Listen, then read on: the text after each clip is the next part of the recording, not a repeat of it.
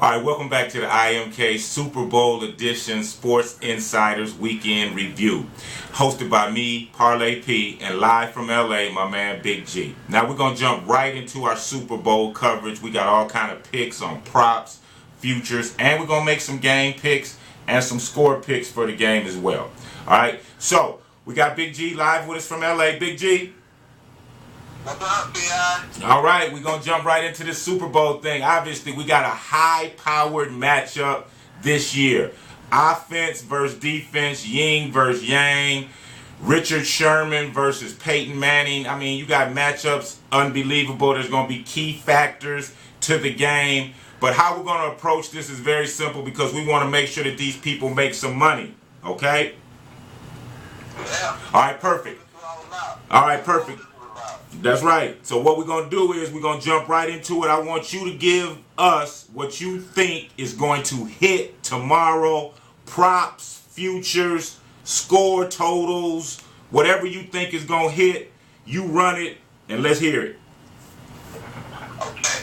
First thing, before I mention the props and that thing, the thing that's going to dictate the props and dictate what you want to bet on with the props is the styles of the teams. So you mentioned one team is a big-time offense, that's Denver, led by Peyton Manning. One team is a big-time defense, which is led by a lot of guys. Richard Sherman is the name everybody knows.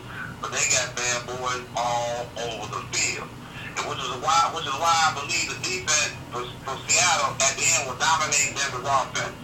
Because I believe Seattle's defense, they can go man up one-on-one on all the receivers. And Mary Thomas might get loose here and there. Wes Walker might get loose underneath a little bit. The boy Thomas, the tight end, might get loose once or twice.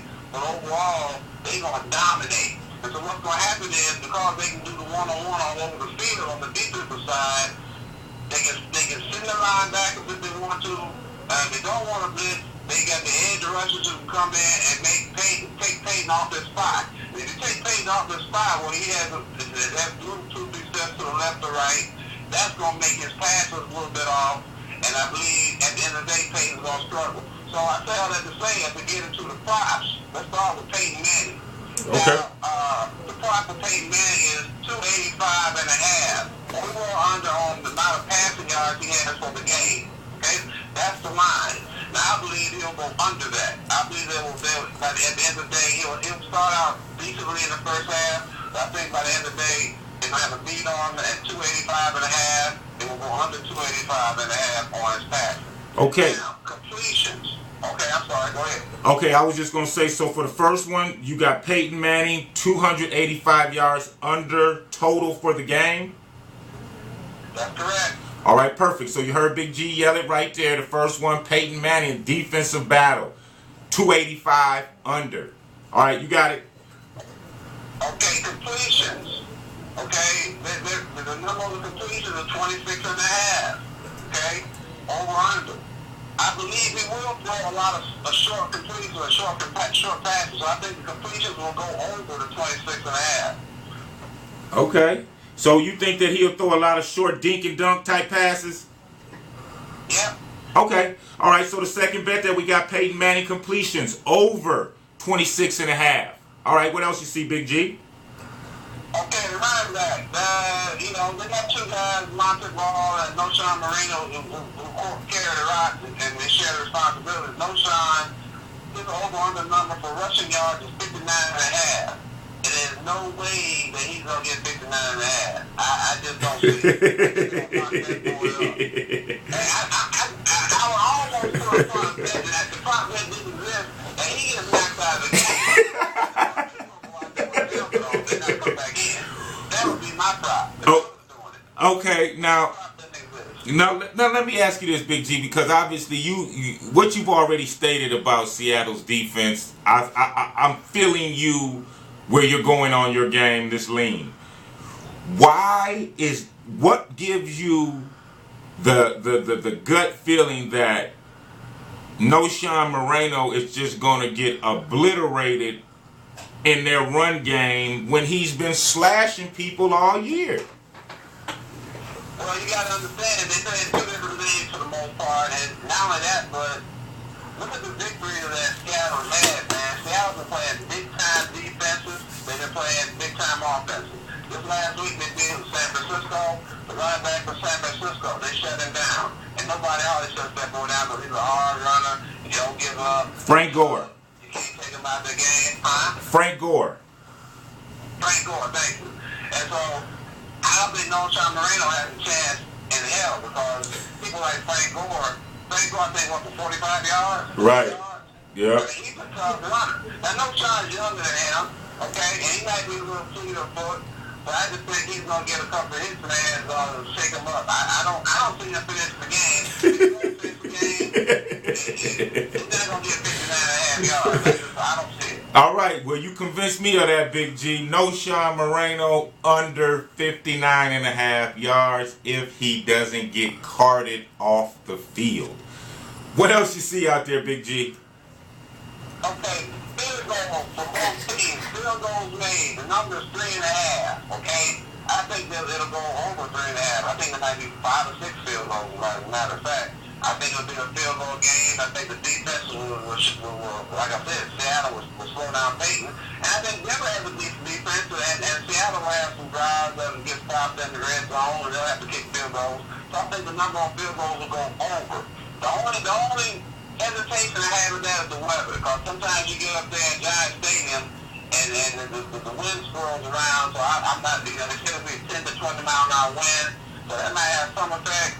But even with that said, it'd be over on the field goals, over 3.5. Okay, perfect. So we got a prop bet right there, over 3.5 on field goals combined between the two teams. Anything else you see you like, Big G?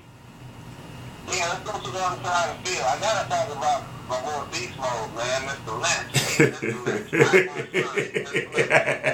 I'm a little older than y'all, man. He's a bad boy. He don't, and man, I'm not saying nothing that's out of school here. It's pretty obvious. He don't go down. He don't go out. If he does go out, he comes right back in the game after a play or two. I mean, he is the man. He's one of the hardest targets cats I've seen in watching football since the 60s. And so, and this number on him, 94.5, I think he'll blow past that. So, I got the over on that. I mean, because he went over early to 120, 130. Yeah. Yeah. St. Louis won over 100. I mean, he's fucking 100 on better defenses. So I'm thinking this 94.5 it's a good bet. It's a good bet. Right. So, he's gonna go over that. Over easily. Right. And just to tail on you with the Marshawn Lynch thing. First of all, I think that Marshawn Lynch is an unbelievable turnaround success story. And obviously, you can see where that kid's heart is at. That's the first thing I wanted to mention. And the second thing, like you said, Mr. Marshawn Beast Mode Lynch. He is Mr. Lynch. And if you had to just say, who is the best running back in the NFL? I mean, I still got to think, if Adrian Peterson healthy, I mean, just talent-wise, you got to say Adrian Peterson. Because of all the yards he puts up on, he's a more talented guy, and he's tough. But just to watch him stack, because, I mean, this dude's playing with Russell, man. Russell's kind of slacked off a little bit this year. They don't pass for like yards. This dude's playing against 8, 9 the rock sometime, man. Right. He's getting the ball. It's no secret. So if Adrian Peterson is the best, and Marshawn Lynch obviously has had a better season than Adrian Peterson did this year, who's the second best? If Adrian Peterson is the best, where's Marshawn Lynch ranking this whole picture? That's my whole point. Where's Marshawn Lynch in this? How far behind Adrian Peterson is Marshawn Lynch? Because now I'm an Adrian Peterson fan also, but he hasn't led his team to a Super Bowl yet. Well, he don't play on team. I mean, hey man, who could lead Minnesota to the Super Bowl?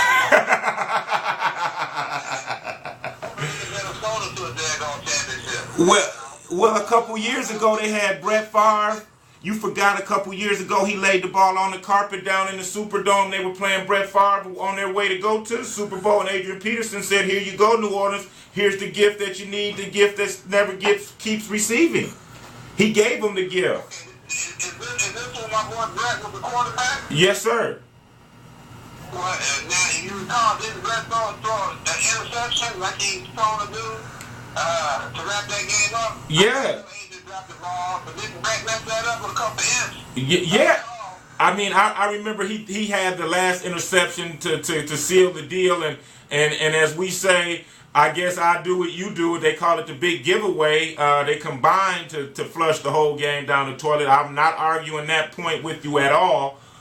My point being, I think, and this is just me personally, Marshawn Lynch has caught Adrian Peterson.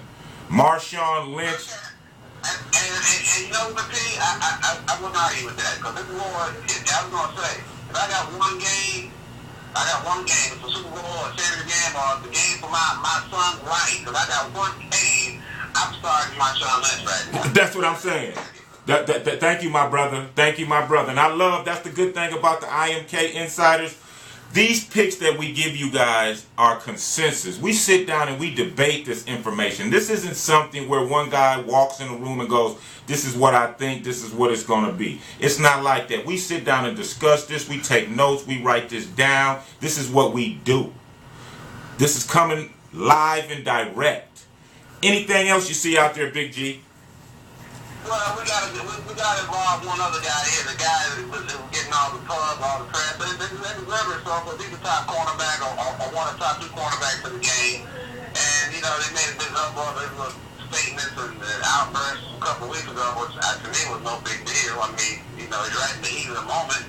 You know, understand that. Give him a pass. And I like what he said. They got a hold on him 3.5 tackles. That's not very much. The problem with that is that he doesn't get a lot of balls thrown his way for obvious reasons. So a lot of plays doesn't come his way. And then a lot of, and he does support fairly well, but a lot of times he doesn't have to support because he's playing that outside guy who's running the streets up the sideline. So he knows how to play a lot of times, right? Even with that said, and the 3.5 is the number of tackles, I think he'll get over 3.5 tackles. And that means assisted tackles or solo tackles. I think he'll get 3.5, over 3.5. That's 4. I think he'll cover that. Okay, perfect. So Big G said Richard Sherman will get over 3.5 tackles or assisted tackles for the game.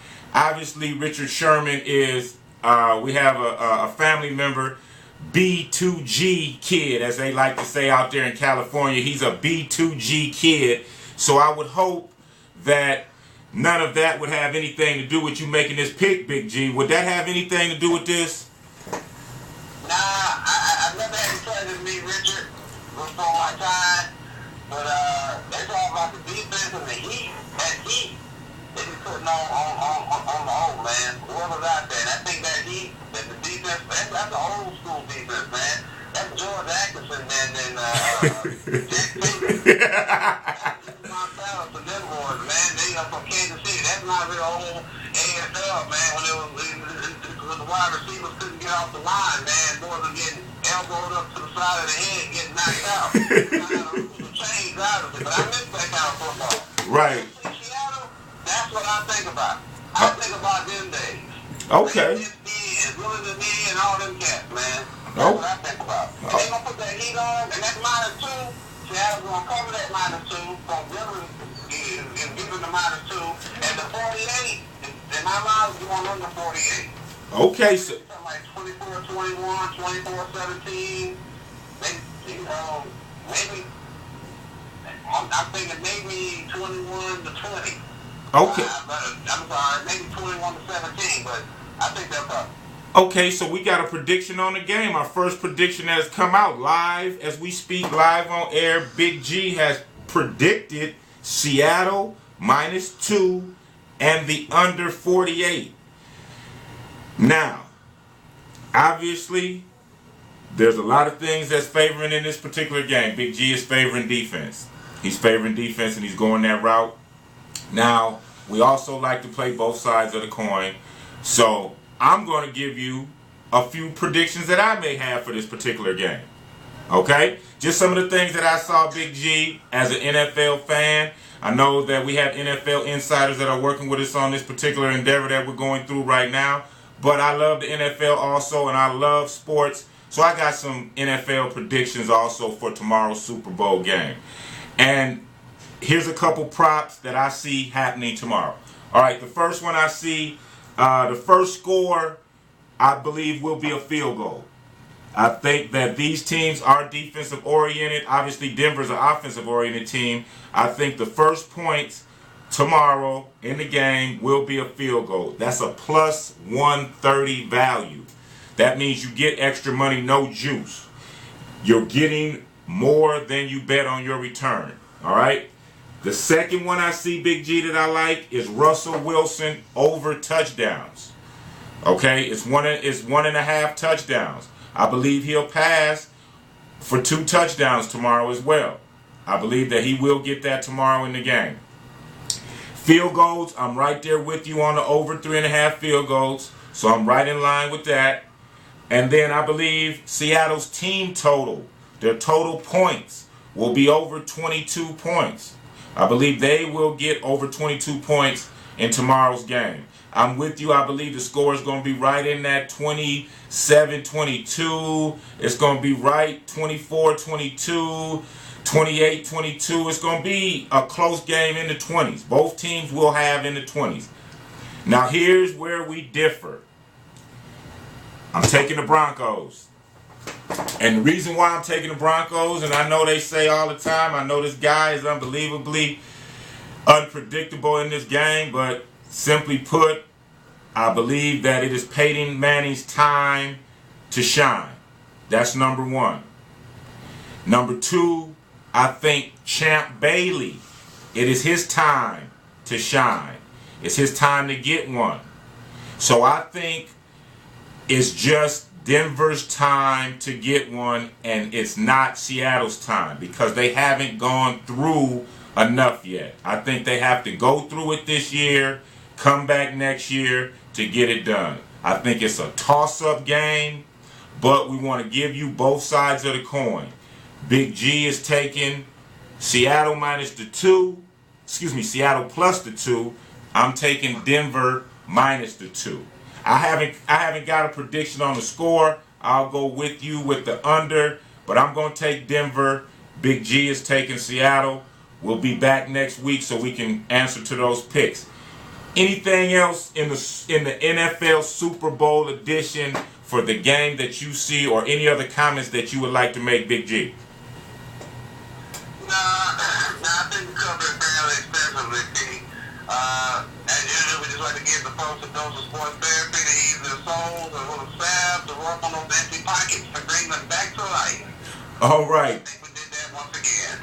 And I love to hear it, Big G. I love the info that you are providing for the show. All the homework that you're doing is paying off.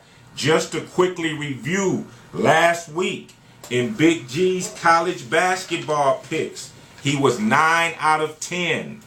Okay? And in the NBA, he was 3 out of 4.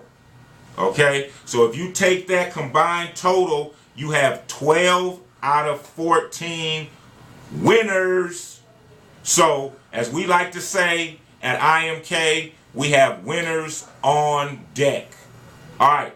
We're going to wrap up the show this weekend. I know it's been a full show. We've covered a lot. We had some things that we weren't quite able to get to because we gave you an overdose of the Super Bowl, and we gave you a huge bit of what we feel is going to hit in college basketball. All right? Now, just to wrap it up, Big G, is there anything else that you would like to say before we close out the show this evening? Nah, everybody enjoy the game tomorrow. Enjoy the game. That's the main thing. Good job, P. Good job. All right, wonderful. Now this wraps up our edition of the Super Bowl edition of the IMK Sports Insiders. And like he said, enjoy the game.